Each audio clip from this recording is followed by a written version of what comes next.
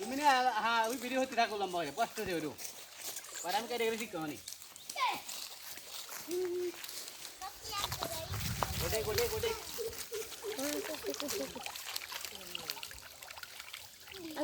মাছ ধরে দিন মাছ নাই সাইডে যাও সবাই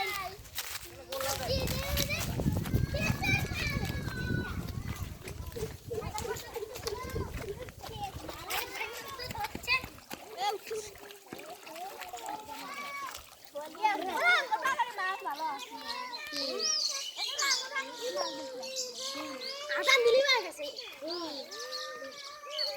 তবে দাম বলতা গেল